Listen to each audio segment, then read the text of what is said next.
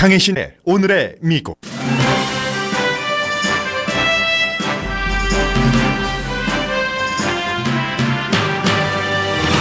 미국 보수가 신뢰하는 잡지 내셔널 리뷰의 편집장은 트럼프 대통령의 임기 첫 해는 정책에 있어서 나무랄 데가 없는 성적이라고 평가했습니다.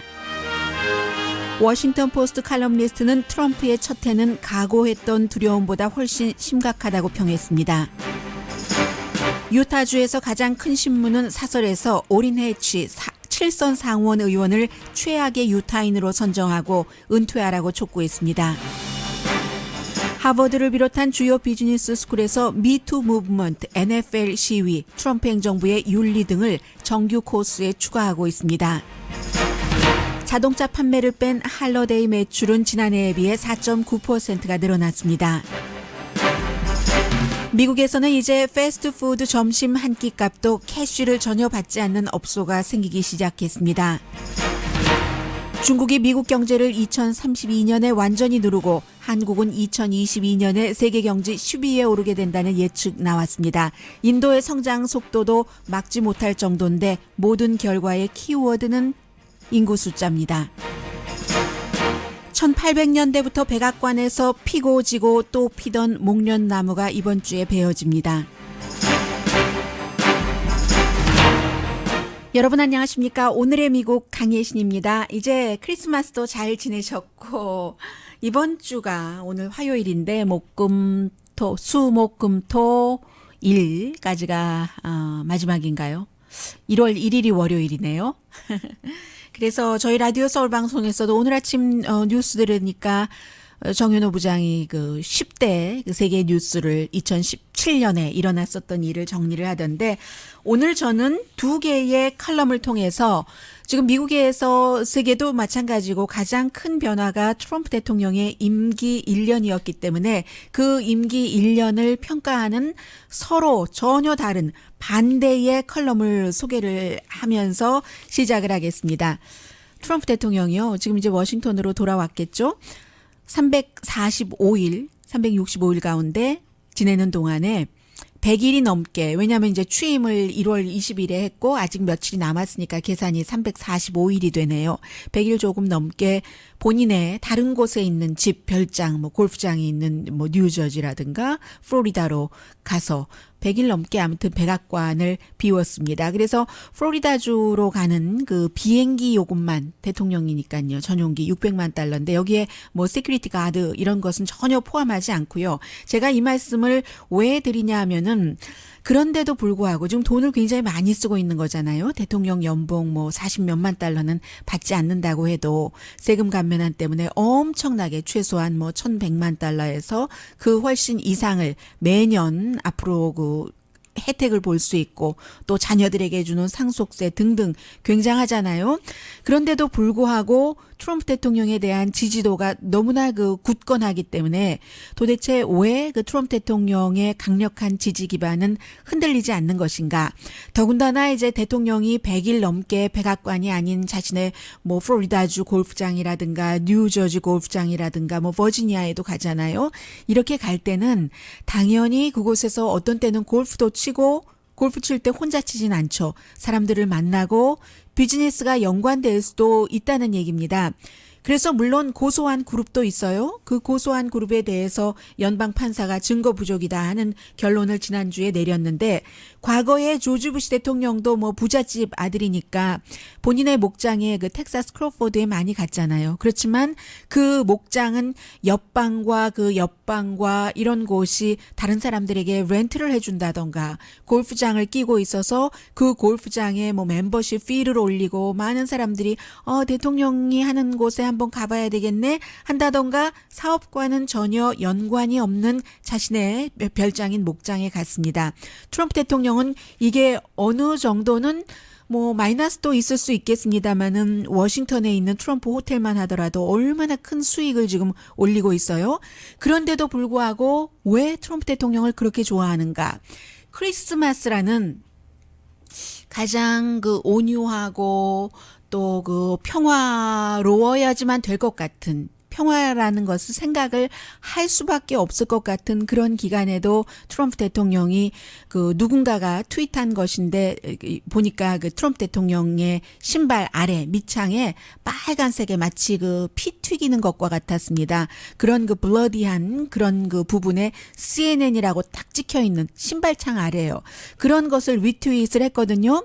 뭐 올해 가장 많은 리트윗이 그 CNN을 때려 눕히는 것이라고 하니까요. 크리스마스 기간에도 이처럼 또 그 열심히 그 팍스에서 보도하는 것, 여전히 그 힐러리 클린턴은 사기꾼이야 이런 트윗을 하는데 대통령이잖아요. 적어도 좀 이렇게 그 화합이라던가 용서, 관용 같은 것을 하는 것을 누구나 원하잖아요. 그런 대통령을 왜 그렇게 좋아할까? 1955년부터 그 발행이 됐고 윌리엄 버클리 주니어가 만든 그 유명한 그 내셔널 리뷰의 편집장이 쓴 글을 제가 말씀을 드리겠습니다. 정책에 있어서 트럼프 대통령 정말 강한 시작을 했다. 내셔널 리뷰 편집장의 글이에요. 라메시 폰으로. 그래서 성적표를 보면은 닐 고서치 임명했고 연방 대법관 아이시스 이라크 총리가 12월 9일에 아이시스를 이제 물리쳤다고 발표를 했고 세금 감면은 12월 15일에 이제 뭐 거의 그 완성되고 했었잖아요. 그래서 이제 12월 달에 중요한 것이 이렇게 됐는데 많은 전임 대통령들보다 한 해 동안 트럼프 대통령이 굉장히 그 중요한 일을 했다는 겁니다. 물론 12월 달까지는 주요 법안을 통과시키지는 못했지만 그래서 가장 보수적인 입장에서 보면은 트럼프 대통령의 성적표가 좋다. 세금 감면만 하더라도 법인세 수십 년 만에 처음으로 내렸고 어린이 세금 공제, 상속세 제한을 풀었고 그리고 뭐 이제 그 로컬 주정부 세금 감면하는 거 줄이고 오일 시추 늘리고 또 뭐가 있습니까? 그 오바마 대통령 오바마 케어에서 벌금 물리기 하는 것 이것도 뺐고 어떤 보수는 닐 고서치 연방 대법관 임명만으로도 오케이라고 하는데 그 밖에도 뭐 항소법원 판사도 굉장히 보수적인 사람을 여러 명 그 임명하는데 성공을 했고 규제 없애기, 환경보호국에 일하는 것 뭔가 재갈 물리기, 오바마의 깨끗한 에너지 플랜을 줄여서 비용을 많이 그 절감을 했다는 것, 그 지구 온난화에는 별로 기여하지도 않으면서 깨끗한 에너지 플랜만 했다는 겁니다.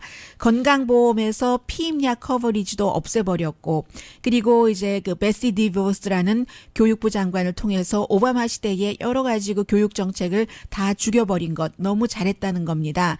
그리고 보수가 가장 좋아하는 두 가지 상징이 있는데 첫 번째는 이스라엘의 수도는 예루살렘이라고 한 것, 두 번째는 파리 기후조약에서 탈퇴한 것. 강한 경제는 트럼프 대통령을 너무 싫어하는 폴 크루그먼 그 노벨 경제학상 수상자와는 지적과는 반대로 미국을 이렇게 좋게 만들었는데 물론 트럼프 대통령도 나쁜 것을 피할 수 없었다고 얘기를 합니다. 무역 전쟁을 안 한 게 나쁜 것이래요. WTO 세계 무역기구를 없애버리지 않은 것 그리고 보호주의를 조금 그 약하게 했다고 얘기를 합니다. 그리고 TPP 같은 경우는 어쩜 의회에서 승인하지 최종적으로 안 할 수도 있고 나토도 그대로 뒀고 물론 이 트럼프 대통령이 모두 그 옳은가 해온 좋은 일에도 트럼프 대통령이 전부 다 했는가 하는 것에는 논란의 여지는 있다고 얘기를 합니다. 세금 감면안을 만들 때 영향력이 크지 않았고 그리고 지금 지지율이 너무 낮잖아요. 30대 아래 35%는 못 넘으니까요. 평균. 오바마 케어도 완전히 폐지하지는 못했고 무역 전쟁을 그 피한다면은 오히려 그 이유는 그가 그 트럼프 대통령 자신을 과소평가하는 사람을 고용했기 때문이다. 트럼프 대통령은 잘못한 게 없다는 그런 그 뉘앙스예요. 그래서 트럼프 대통령을 지지한 사람도 어떤 그 트럼프 대통령을 싫어하는 그 대부분의 미국인이 생각하는 일부에는 공감을 한다고 얘기를 합니다. 어떤 것이냐면 백인 우월주의를 그 비난해 주기를 바란다던가 로이 모어라는 엘라바마주 그 후보와 거리를 두기를 좀 했으면 그리고 트위터를 좀 줄였으면 그러나 그럼에도 불구하고 정책에 있어서는 최고다 하는 게 내셔널 리뷰 편집장의 지적입니다. 세금 감면 보면은 시각이 참 다른 거예요. 세금 감면을 정말 그 대부분 사람들에게 했다 하지만 트럼프 대통령을 포함한 부자에게 엄청난 이제 이득이 된다는 것은 날이 갈수록 여러분들이 확인을 하실 테고요. 그리고 어린이 세금 공제를 해줬다고 하는데 사실은 어린이의 건강보험이 굉장히 이게 그 나빠지게 된 거, 또 그 상속세를 제한했다고 하는데 뭐 제한이 아니라 전보다 그 2배 더 그 많이 그 상속세에 의해서 상속세 혜택을 받도록 한 것이죠. 그래서 해석이 이렇게 다른 겁니다. 그리고 이제 그 반대되는 내용이에요. 유진 그 로빈슨이라는 워싱턴 포스트의 컬럼리스트는 참 이를 꽉 물고 참자 며칠 남지 않았다. 2017년이 지독하고 썩어 빠지고 노굿 터무니없고 악의에 불탔고 추악하고 수치스러웠던 미국의 2017년 한 해는 끝날 겁니다. 뭐 희망도 있을 수 있어요. 로버트 멀러 특별검사의 그 수사 같은 것. 그래서 2018년은 나아질 것이라고 꿈꿔봅니다.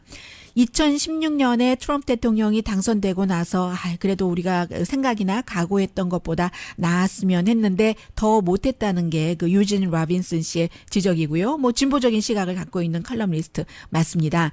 특히 very fine people 이라고 정말 좋은 사람들도 있다고 KKK나 신나치주의, 백인 우월주의자 가운데 이런 말을 한 것. 그리고 미국의 UN 대사가 미국에 반대하는 국가의 이름을 적어서 두고 보자. 이렇게 UN에서 말하는 걸 생각해 본 적이 있으십니까? 이 컬럼리스트의 반문입니다. 세계에서 군대와 경제 파워가 가장 강한 나라가 과학을 거부하는 것은 물론이고 경험까지도 거부하면서 주요 결정을 내릴 때 대안 사실을 쓴다는 것을 생각해 본 적이 있습니까? 뭐 기후변화 등등에 관한 얘기겠죠. 트럼프의 자아도취와 얄팍함은 알았지만 이 정도일 줄은 몰랐습니다. 날마다 자신을 지지하는 케이블 뉴스를 몇 시간씩 보면서 팍스 앤 프렌즈나 해니티 등 보좌관들은 대통령의 주목을 받기를 시도하는 그런 그 발표 브리핑을 하고 장관들도 앞다퉈서 뭐 꽃을 바치면서 아첨을 해서 정말 태양신이 무색할 정도로 이런 행정부를 본 적이 있으십니까? 트럼프와 주변 사람들은 끊임없이 진실과 전쟁을 합니다. 본인들에게 불편한 진실은 페이크 뉴스라고 하면서 민주주의를 정말 위험에 빠뜨리고 있습니다. 트럼프 행정부가 얼마나 일탈인지를 이해하려면 이걸 보면 압니다. 국가가 세워지고 나면 그 국가는 대체적으로 그 군대를 그 민간인이 컨트롤을 하게 하잖아요. 무조건 그 싸워보려는 모험을 막으려고. 군인의 생리는 군대가 강하고 무기가 좋으면 새로운 것을 써보고 싶잖아요. 그 유명한 요리사가 좋은 주방기구가 있고 좋은 재료가 오르게닉 재료가 있으면 그것으로 아름답게 음식을 만드는 그게 이제 군대로서는 전쟁이라는 거죠. 지금은 미국이 3명의 장군에 의해서 움직여지고 있다. 대통령 비서실장 해병대 출신이에요. 국방장관도 역시 군 출신이고 국가안보보좌관 맥메스터도 군 출신이고 대통령의 의회에서의 친구들은 트럼프 대통령이 대통령을 하기에 적합하지 않다는 것을 알면서도 지지합니다. 왜냐하면 트럼프 대통령을 지지하는 그 핵심 보수의 아젠다, 보수층 유권자들의 표를 의식하기 때문인데 역사는 이 비겁한 기회주의자들을 기억하고 호되게 벌할 겁니다.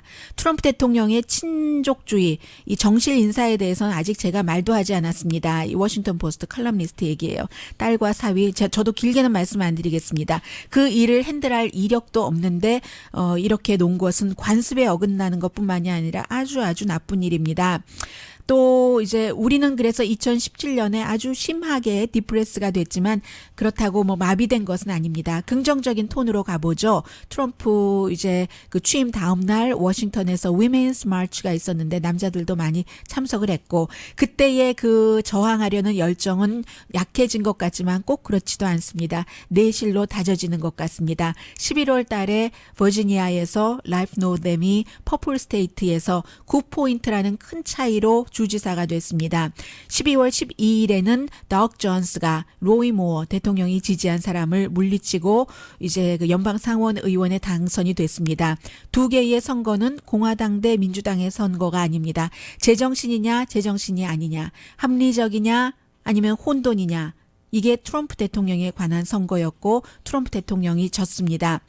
그래서 이제 정말 그 민주당이건 무소속이건 애국적인 그 공화당 사람들 이런 사람들도 다시 한번 그 생각을 해야지 되고 11월 선거에서는 그런 사람들이 뭔가 그 탈선하고 있는 이 기차를 제 코스로 가져다 놓도록 컨트롤하도록 그렇게 이제 11월 달에 큰 선거가 있기 때문에 거기에 희망을 걸어봅니다. 유진 라빈슨 씨의 컬럼이었습니다.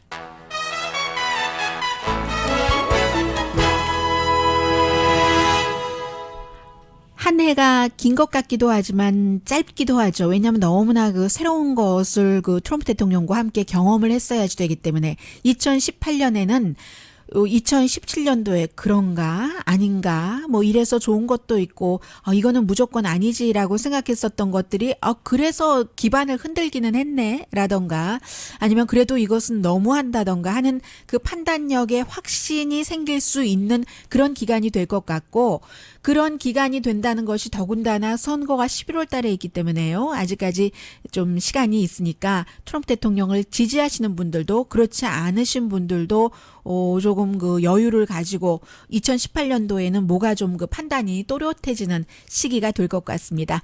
잠시 뒤에는 오늘은 이제 다음 섹션에서도 그 다음 섹션에서도 조금 그 새로운 뉴스를 전해드리려고 합니다. 정말 2017년은 오늘의 미국도 정신없이 그 정치에 트럼프 대통령을 중심으로 해서 많이 포커스를 두었었는데 이제 2018년부터는 조금씩 그 다른 그 미국의 모습도 전해드릴 수 있지 않을까 짐작도 해보고 희망도 가져봅니다.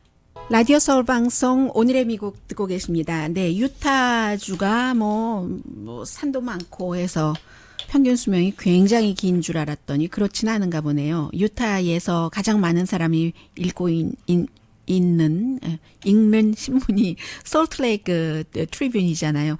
솔트레이크 트리뷴이 오늘 그 사설을 실었는데요. 때로는 그 신문에서 그 사진에서 모든 것을 말해주는데 오린 해치 그 연방 상원의원 유타가 지역구인가 83살이잖아요. 굉장히 조금 어둡고 바탕 자체도 검은색으로 칠했어요. 말하자면 한국에서 누군가가 이렇게 뭐 돌아가셨다던가 할 때 요즘은 그렇지 않지만 옛날에 하던 뭐 그런 영정사진 비슷한 분위기로 사진을 아주 크게 인터넷 웹사이트에서 볼 때는요. 제가 페이퍼 신문을 보지 않았으니까 그렇게 싣고는 사설에서 그 왜 오린 해치가 올해의 유타인인가 하면서 오해하지 마십시오라고 얘기를 했습니다. 올해의 그 인물이라는 것은 뭐 시사주간지 타임도 그런 형태로 선정을 하지만 좋건 나쁘건 영향력을 미친 사람인데 유타에 정말 나쁜 영향력을 미쳤다는 겁니다. 이 사람이 1983년부터 42년인가요? 그렇죠. 7선 의원이니까 그 정도를 일을 하면서 정말로 올해 특히 그 나쁜 일을 많이 했는데 첫 번째가 유타의 그 유적지 줄이기, 그 내셔널 모니먼트를 85%인가 줄였잖아요. 이 트럼프 대통령 가서 연설할 때 옆에서 이번에도 세금 감면할 때도 정말 이런 그 대통령은 전에도 없었고 앞으로도 없을 것 같다. 뭐 이런 식으로 그 칭송을 해서 대통령이 며칠 지나고 나서 오린 해치의 그 연설 너무 좋았다라고 얘기를 했었던 뭐 그런 것. 그래서 이제 그 유타의 내셔널 모니먼트를 줄이기로 한 것, 백악관과 결탁해서 이렇게 표현을 했습니다.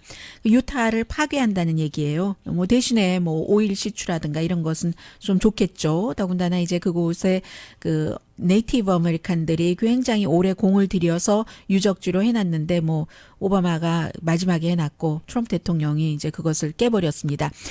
이제 그 대통령들마다 유적지를 지적은 하지만 그것을 깨는 대통령은 없어요. 나중에 이제 그런 유적지가 내셔널 국립공원이 된다던가 한 적은 있고 다른 사람에 의해서 뭐 깬다던가 이런 일은 흔치 않기 때문에 뭐 법적 소송 들어간 것으로 알고 있고요. 그리고 두 번째는 그 오린 해치 의원이 지금 그 금융위원회 소속이기 때문에 세금 감면안에서 큰 역할을 했는데 그게 다 그 유타가에서 발행되는 솔트레이크 트리뷴이 볼 때는 그렇게 그 보편적으로 모든 사람에게 그 좋은 뜻으로 만들어진 그 법안은 아니라는 얘기죠. 그리고 이제 세 번째로 그 중요한 것은 정말 진정성이 없는 정치인이다. 2012년도에 선거 캠페인하면서 마지막 캠페인이라고 공약을 했는데 지금 뭐 세금 감면안 이런 거 이제 주도하고 이런 것을 보니까 8번째 83세인데요. 임기가 6년이니까 그럼 뭐 임기 끝내면 90세가 되잖아요. 내년에 선거에서 대단히 이기적이다. 대단히 이기적이다라고 얘기를 하면서 그래서 세금 개혁에서 거대한 큰 그 고래를 잡았는데 그가 은퇴하지 않으면 유타의 유권자가 정할 수밖에 없다라고 얘기를 합니다. 유타의 유권자들이 5분의 4가 이 오린 해치 의원보다 그 나이가 당연히 젊겠죠. 그런 얘기까지 그 사설에서 쓰면서요. 그렇게 지적을 했습니다. 진실성은 없고 제일 마지막이 제일 심각한 이유라고 했는데 파워만 갖기를 원한다. 이리저리 그 빌붙으면서 뭐 이런 식의 그 표현을 했어요. 그 지금 미국에서 이제 그 물론 그 신문이 어떤 사설을 쓴다고 정치적으로 큰 영향을 미치지는 않습니다. 그러나 이제 그 지역 신문이기 때문에 유타에서는 그 어느 정도 사람들이 그 유타의 이 신문을 보고 사는 사람들은 뭐 그 사람들이 판단을 하는데 영향력은 미칠 수 있겠죠. 유타의 뭐 말하자면 그 최악의 올해의 인물하고 선정을 해놓은 겁니다. 그리고 제가 지금 말씀드리고 싶은 것은 지금 새로운 추세이긴 한데요. 이게 뭐 꼭 뭐 다 정치, 경제, 사회, 문화가 같이 가는 거죠.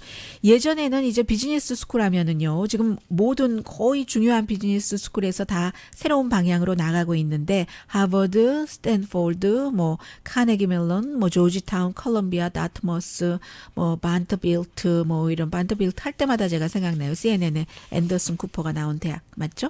네. 이런 대학교에서 커리큘럼에 새로운 것을 넣는 겁니다. 전에는 이런 MBA 과정에서 전통적으로 마케팅, 경제 아니면 뭐 소비자 심리, 어카운팅 이런 것을 했잖아요.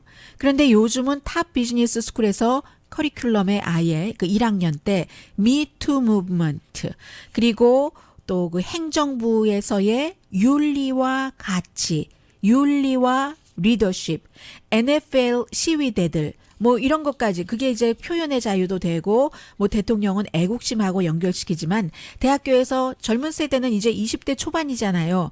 20대가 안 됐을 수도 있고 뭐 학교 일찍 들어가고 대학도 일찍 들어가고 한 학생의 경우는요. 그래서 케이스로 당연히 가르치죠. 우버의 케이스. 우버는 신생 회사잖아요. 케이스 스타디를 하는데 비즈니스적으로도 성공을 했지만 완전히 그 우버를 그 브라더 약자 브로 컬처라고 하는데 여기서 그 남자와 여자와의 여러 가지 관계 때문에 또 이제 CEO가 물러나기도 하고 그래서 사업을 할 때도 기본적인 그 인간으로서 가져야 될 윤리와 가치가 있다. 그게 이제 사업에 장기적으로 어떤 영향을 미치느냐를 학생들과 토의를 하면서 가르치겠죠.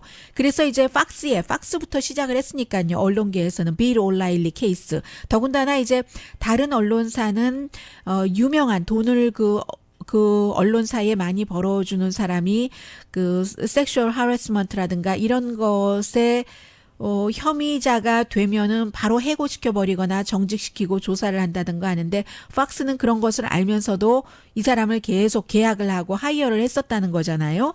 그래서 이제 그 팍스의 케이스 또 구글에서의 메모 여성은 엔지니어링 분야에서는 남자보다 일하기가 적절하지 않다. 이런 것들을 쭉 가르치는 거예요. 지금까지 비즈니스 리더 하면은 어떤 상품이 됐던 손에 쥐어지는 것이던 아니면 어떤 그 상징적인 상품이 됐던 상품을 프로덕트를 가지고 프로덕트를 만들어내는 것인데 지금은 주주가 리더가 어떤 그 스테이트먼트를 갖고 리더가 어떻게 행동을 하느냐 그게 젊은 밀레니얼 세대는 소비 패턴이 다르잖아요. 나는 뭐 같은 물건 아니면 조금 불편하긴 하더라도 저 회사는 틀려 먹었어. 이 회사의 이상이 더 깨끗해. 나는 그럼 이 회사의 물건을 사서 내가 이 회사를 키우겠어 하는 게 신발 한 켤레를 살 때도 밀레니얼 세대가 생각을 하는 거잖아요. 웰스파고 같은 경우는 가짜 어카운트를 만들어서 그게 들통났는데 이게 슈퍼바이저가 실적 올리려고 가짜 어카운트 만들려고 그 억압을 했는가 하는 그런 것이요. 우버나 뭐 등등 모든 회사들이 이제 다 그러한 것으로 이제 한다는 겁니다. 특히 이제 트럼프 행정부에 대해서는 백인 우월주의자를 비난하지 않는 그런 그 행정부. 또 NFL에 대해서는 그 트럼프 대통령은 이게 국가에 대해서는 어떤 형태로든 존중을 보여야지 된다고 하지만 NFL 선수들은 특히 흑인 선수들은 사회 정의를 얘기를 하는 거잖아요. 그러면 비즈니스 리더들이 사회 정의를 생각을 해야지 되는가? 아니면 어떤 형태로든 좀 그 인기 영합이라고도 할 수 있는 다른 방향을 생각을 해야지 되는가?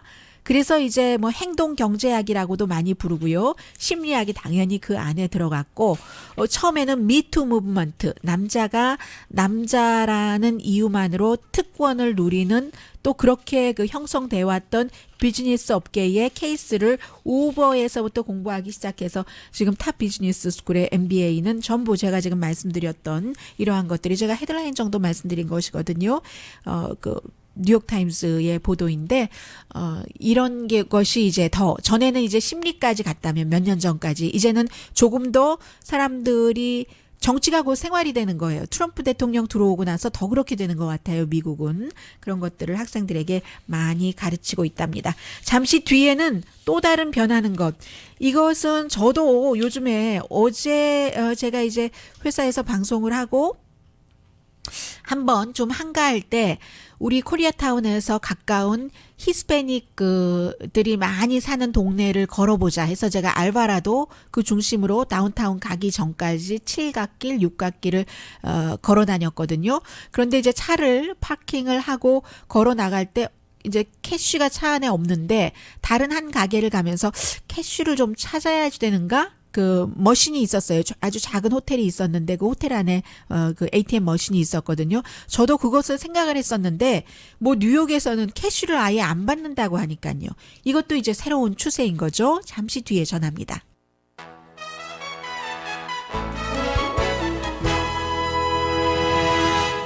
라디오 서울 방송 오늘의 미국 듣고 계십니다. 네, 어제 많은 전문가들이 예상하는데 예상대로 됐는데요. 할러데이 미국의 그 쇼핑 매출은 6년 만에 최고였답니다. 2011년 이후에 당연히 그 소비자들이 좀 확신이 있어서 그렇고 뭐 일자리도 괜찮은 편이고요. 마스터카드 스펜딩 펄즈가 조사를 했는데 지난번에 왜 그 블랙 프라이데이 추수감사절 끝나고 시작됐었을 때부터 이미 그 짐작은 됐었답니다.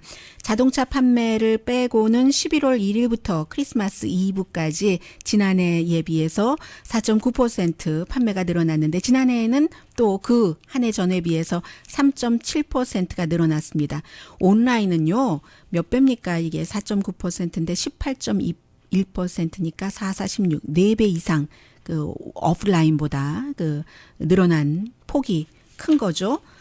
네, 정말 이 정도가 온라인은 폭발적이에요. 네. 지금 제가 전해드릴 이 내용이 그 온라인에서 거래되고 하는 그 비트코인과 연관이 있을지는 모르겠습니다만은 참 캐시가 왕이다. 현찰이 최고야. 이런 얘기를 어느 나라에서나 얼마나 많이 우리가 하고 듣고 느끼고 살았습니까?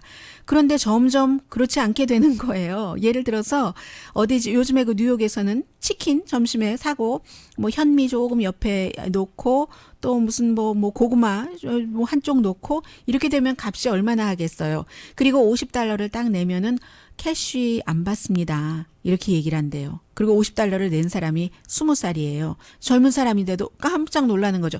캐시를 이제 음식을 조금 내가 원하는 것을 놓아서 먹는다 하는 곳은 대체적으로 조금 캐주얼한 레스토랑이잖아요. 앉아서 뭐 1950년대, 60년대에 부스가 딱딱 서 있어서 칸막이가 돼 있고 이런 식당이 아닌데도 캐시를 안 받는 거예요. 그래서 이 젊은 사람이 what?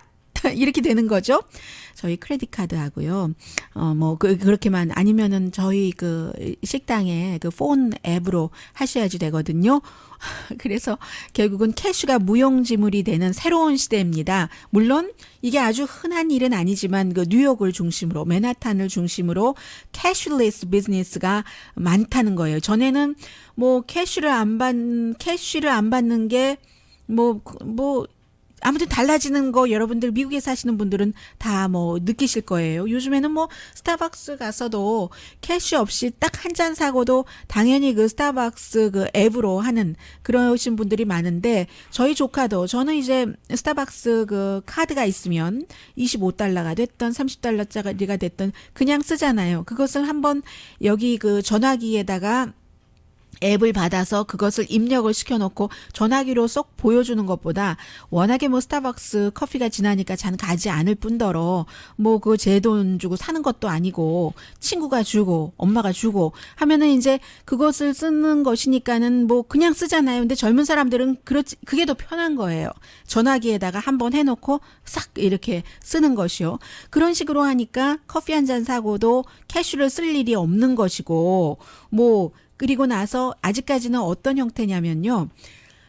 그러면 어떡하죠? 저 캐시밖에 없는데요. 하면은 이번 한 번은 해드릴 텐데 이번만입니다. 다음에는 안 됩니다. 하면서 매니저가 와야지 되고 왜냐하면 캐시 레지스터가 없으니까 캐시를 받으면 안전하게 보관을 해야 되고 시간 걸리고 다음부터는 이제 예전에는 캐시 가지고 가면 빨리 일방통행이었는데 지금은 이제 캐시를 내면은 안 되는 거예요. 어느 순간에는 캐시가 박물관에 걸릴까? 이런 얘기들도 하고 있고요.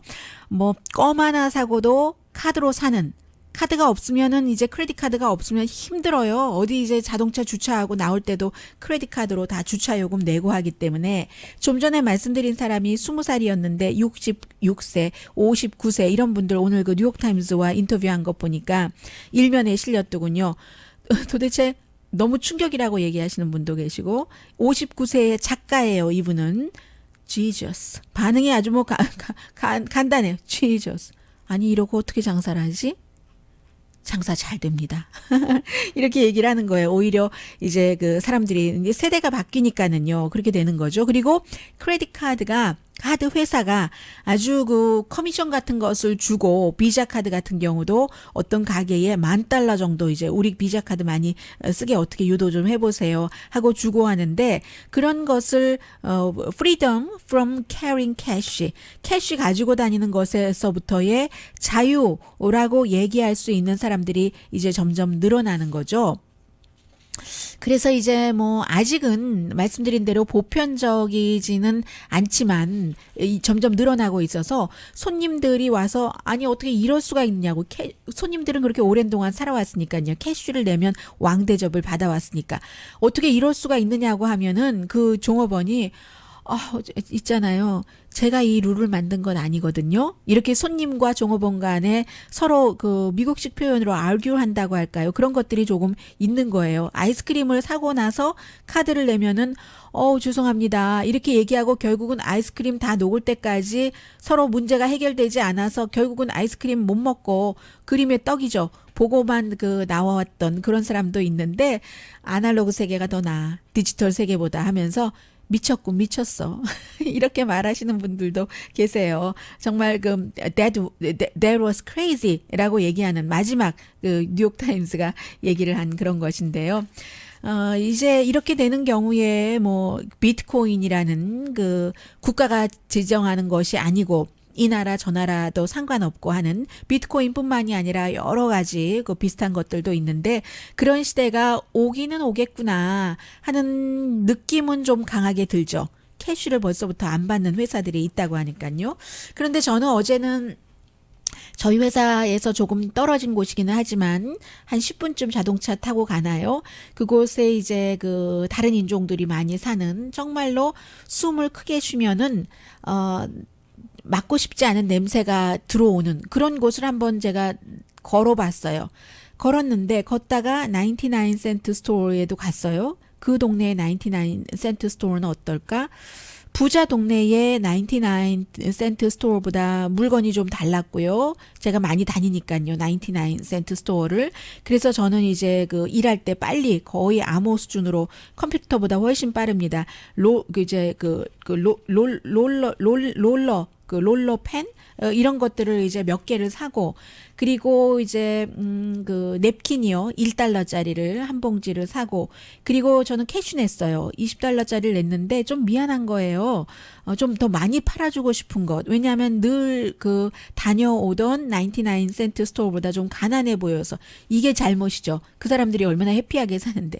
그래서 20달러짜리를 내고 그냥 제가 정말로 객기로 나머지는 다 당신이 원하는 그 복권 로또를 한번 줘보세요. 이렇게 얘기를 한 거예요. 그랬더니 20달러에서 19달러 7센트를 받고 30센트를 저를 거슬러 주면서 너무 고맙다고 하면서 뭔가 선물을 주는 거예요. 그래서 제가 참 정말 다른 세상이다, 이런 느낌도 들었었습니다.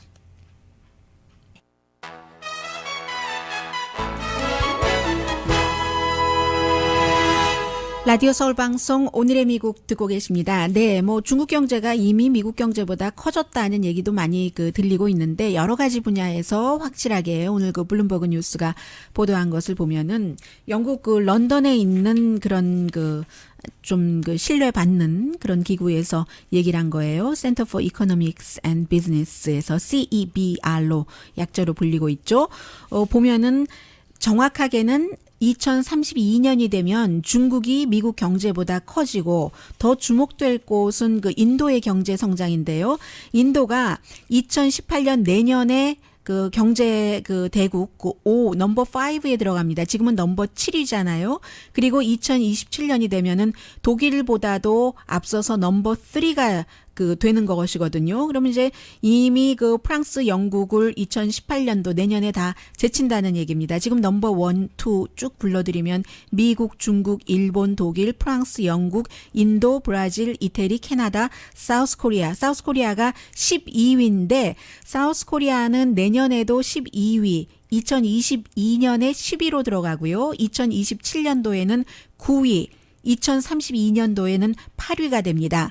그리고 인도네시아도 지금은 세계 경제 분야가 16위인데 2027년에 13, 2032년에 10위권 안으로 들어가면, 그러면 2032년이 되면 중국, 사우스 코리아, 인도네시아, 인도 이런 나라들, 아시아가 굉장히 지금 경제권이 많아지고요. 중국은 설령 2032년도에 완전하게 미국보다 경제력이 크다 하더라도 이게 전체적인 부가 그런 것이고, 국민 1인당 국민 소득이라든가 전반적인 국민의 밸류 같은 것, 생활의 질 같은 것은 미국과 비교할 수가 없죠. 그리고 지금 가장 생각을 해보세요.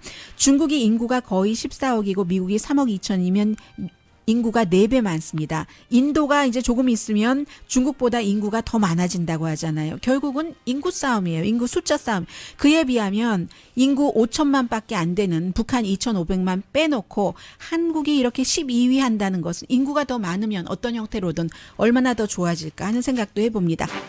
남으니까 이 얘기는 말씀드려야죠. 1828년도에 앤드류 잭슨 대통령이 너무 치열하게 선거 활동하고 나서 이기고 며칠 뒤에 와이프가 죽어서 자목련을 백악관에 심었는데, 그 나무가 세월이 오래되면서 아파서 지금 걷어낸대요. 그리고 가지를 분지로 다시 어느 곳에 나가는